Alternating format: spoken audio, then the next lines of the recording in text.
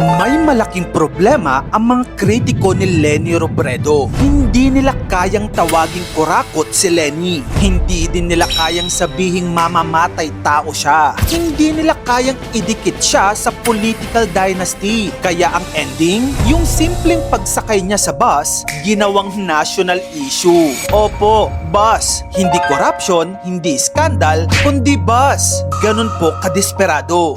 Mind you ha, wala na siya sa national position. Tahimik lang siyang naglilingkod sa Naga. Pero bakit yung simpleng pagsakay niya sa bus, stress na sila?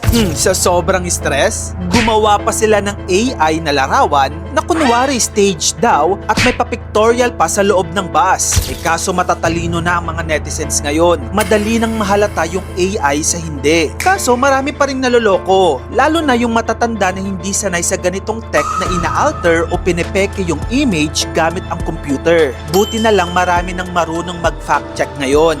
Hindi ko rin gets bakit maraming galit sa pagsakay ni Leni sa bus. Matagal na niya itong ginagawa noon pa. O tignan mo tong mga picture na ito. Consistent ang Bicolanang yan sa pagsakay ng bus noon pa. Kasama niya pa ang kanyang mga anak.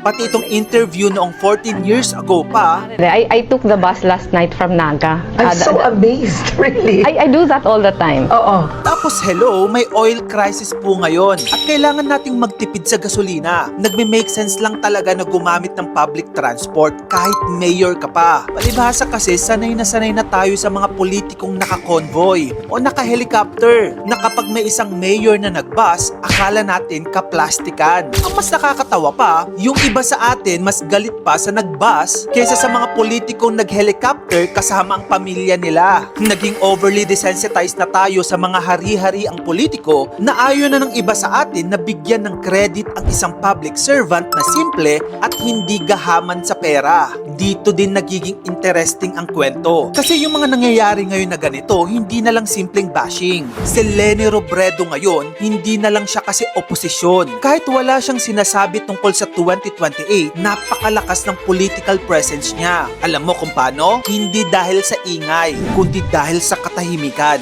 Habang ang iba ay busy sa drama at propaganda, si Leni busy sa trabaho. Sa loob lang ng ilang taon, sinubukan siyang i-frame sa dalawang image na ito. Una, dilawan, elitist. Pangalawa, mahina. Pero alam mo bang nakita ng mga Pilipino? Isang leader na lumulusong sa baha habang may bagyo. Isang taong patuloy na kinakausap ng diplomats kahit wala na sa national office. At isang lungsod, which is ang Naga, na kilala bilang isa sa mas maayos na pinapatakbo sa bansa. So hindi yung bus ride ang nagbago ng image niya. Pinatunayan lang nito kung sino talaga siya. At dito pumapasok ang mas malaking idea. Matagal na nating naririnig ang salitang good governance. Pero aminin natin, parang konsepto lang siya dati. Parang slogan lang. Pero ngayon, may mukha na siya. Nakikita mo siya sa leader na present pag may sakuna. Syudad na maayos ang sistema. Office na may tiwala ang tao. At reputasyon na kahit wala sa pwesto, may impluwensya pa din. Biglang nararamdaman na ng mga Pilipino. Kaya kung real talk at real talk lang ang pag-uusapan, hindi yung bus ang issue, kundi yung simbolo. Kasi sa simpleng pagsakay niya sa bus, nakikita ng tao ang isang bagay na bihira na ngayon. Isang leader na hindi detached sa ordinaryong buhay. At doon nagkakaroon ng problema ang mga basher. Kasi paano mo nga naman sisiraan ang taong wala kang mahanap na katiwalian?